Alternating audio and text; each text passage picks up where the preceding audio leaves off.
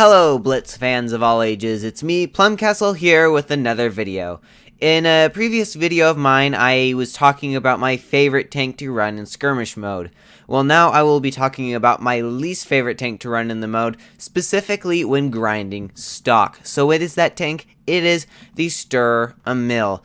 And you can look here in my upgrades, I don't have any. I am completely stock, which means I'm absolutely as slow as possible and my gun is not upgraded, which means already I'm at a disadvantage. But with these smaller map choices where I cannot avoid say a smasher or an ISU 152 or a KV2, it just makes it really hard to get anywhere, because if I can't run away, then they're just going to load HE and annihilate me off the face of the earth. And speaking of annihilation, annihilators are also a really bad thing to come across.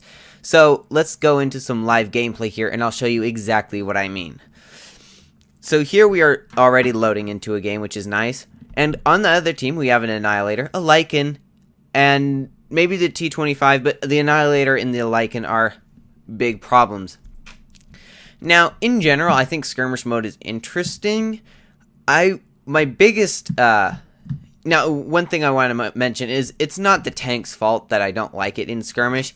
It is actually more skirmish's fault that I don't like the tank, because my biggest problem with skirmish is that it oftentimes removes good places for hull down, which, when you have a tank that has 15 degrees of gun depression, that is a very good vehicle to obviously go hull down. But especially when you don't have a whole lot of armor, you really need to be hull down, otherwise you've got problems. So you can see here, there's really like nowhere I can go here, and I am about to get hit by this Lycan, I have a feeling. So right now, the only place with good gun depression angles is that boat front. But obviously, yeah, you saw there, I cannot use it because everybody is aimed there. And the problem with the Stir a Mill is because it is such a soft target, everybody targets you, which is, again, another problem. Let's see if I can get one. Yeah, talking and making a video and trying to play at the same time, sometimes a little bit hard. But you can see there's this Hellcat here, and now we've got a Stritzvagen, which I am sure is probably just waiting for me, though it does appear that he shot. I'm surprised it didn't die there. The Hellcat, though, is a one-shot, but we've got the Stritzvagen, which I do need to be careful of, and now this T25, and this is getting to be very dangerous, and there's literally nothing I can do except perhaps kill that Hellcat, which I just did.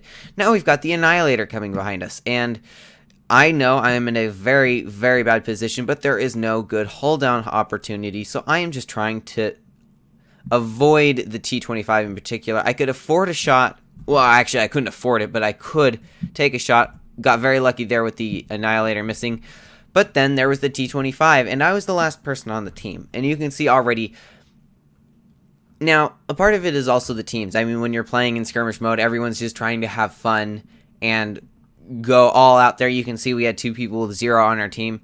But that just makes it even harder when trying to grind a line, especially one that is arguably a fairly hard line to grind up. I mean, you can see, or rather you can't see, but you have very little armor. You can easily be HE'd.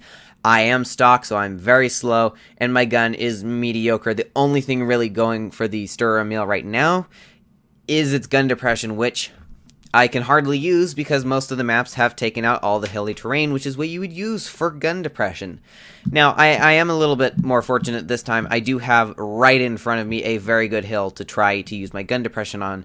But the last one, I did not have much of anything other than the front of that boat, which is right out in the open, so everyone's going to go after you. And I have no clue what this Jag Tiger is doing. So I'm just going to come back to my gun depression spot and see if I can get anything worth anything out here. So let's see, we've got the Type 62 Dragon, the Emil one. I'm hoping the Type 62 just kind of pushes and goes all out and gets absolutely obliterated, but my guess is he's not going to make that mistake. So here's, we got the Tiger 2. Oh, and actually I was right. Here is the the Type 62. But you can see here, I'm in a very big predicament. I am stock and have a stock engine and cannot move very fast, and I am literally going to die very quickly here. So I just need to make sure this guy cannot get behind me. And let's see if we can aim a shot into his back. And there we go. And he is running away now, which is... Actually, no, he's coming back, which is not good for me. So I'm hoping he does not shoot me again. Ooh, this is not good. I'm going to die here, definitely, but I can try. Yeah, there was literally nothing I could do. That's another thing. Any light tank that decides it's going to be faster than you, especially with my stock engine and my terrible maneuverability. If I was running the Top Gun, I might have been able to pull that off.